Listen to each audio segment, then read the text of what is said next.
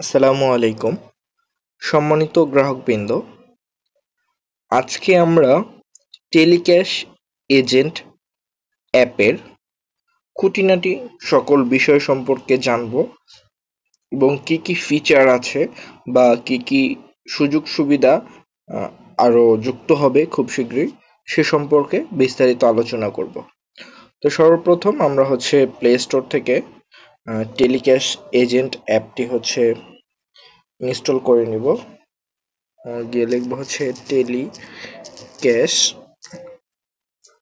দেন এখান থেকে আমরা এই অ্যাপটি ইনস্টল করব। এখানে দুইটা অ্যাপস আছে, তো আমরা যেটা শুধু টেলিক্যাশ এই অ্যাপসটা ওপেন করব।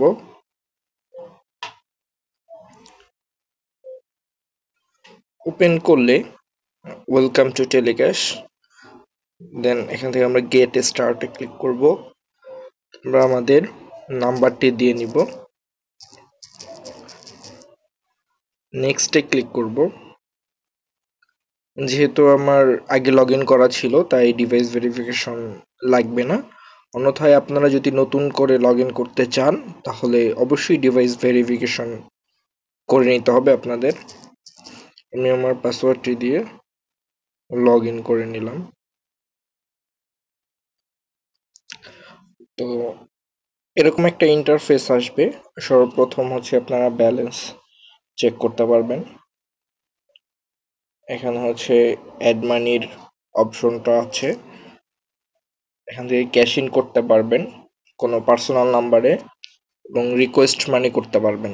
যেমন আপনার যদি ব্যালেন্স প্রয়োজন হয় তাহলে আপনার যে ডিস্ট্রিবিউটর আছে ডিস্ট্রিবিউটরের যে ডিএসআর তাকে আপনি ব্যালেন্সের জন্য রিকোয়েস্ট করতে পারবেন। যেমন আপনার যদি এখন 10,000 টাকা ব্যালেন্স প্রয়োজন হয় তখন আপনি দিয়ে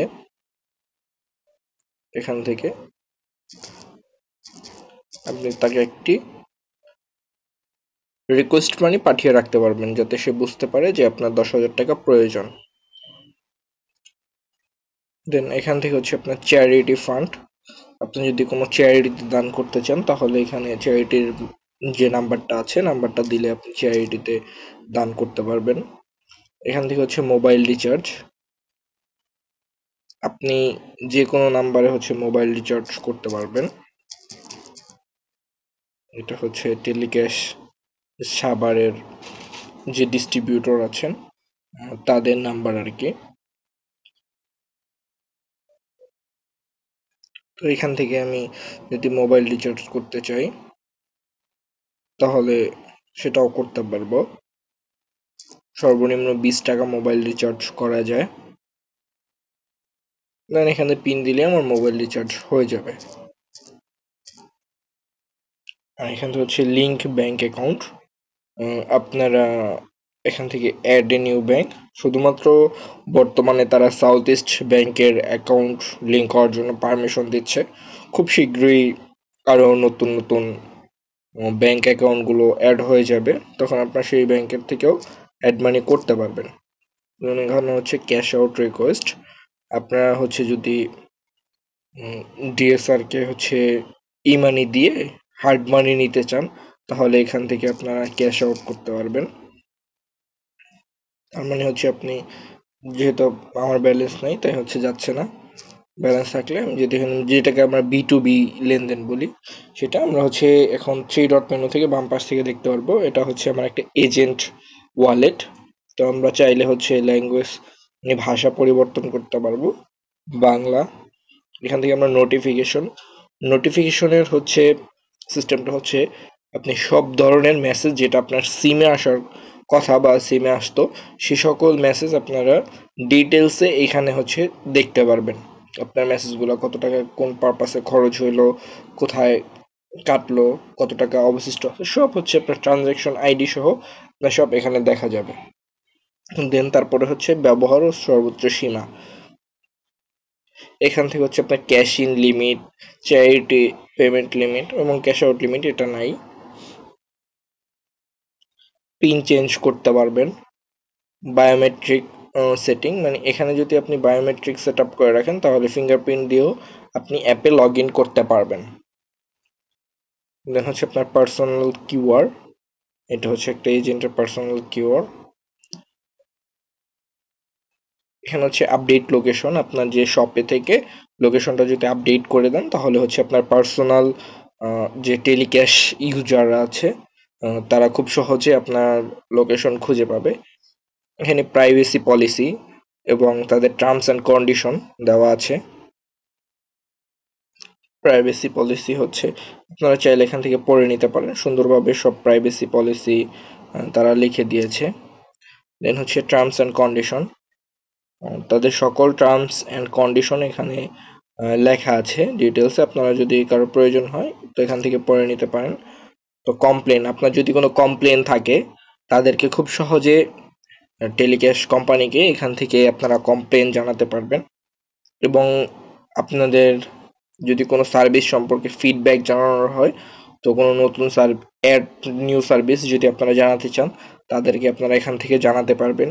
ইমপ্রুভ ইউআই, যদি সেটারও কোনো প্রয়োজন হয়, কখনো মনে হয় যে এই প্রবলেমগুলো আছে বা এই সার্ভিসগুলো আপনাদের টেলিক্যাশে যুক্ত হলে খুব ভালো হয়, তাও এখান থেকে হচ্ছে আপনারা অ্যাড করে নিতে পারবেন, মানে তাদেরকে রিকোয়েস্ট করতে পারবেন। তারা চাইলে ভবিষ্যতে পর্যালোচনা করে আপনাদের চাহিদার উপরে বিবেচনা করে এখানে তারা অ্যাড করে দিতে পারে।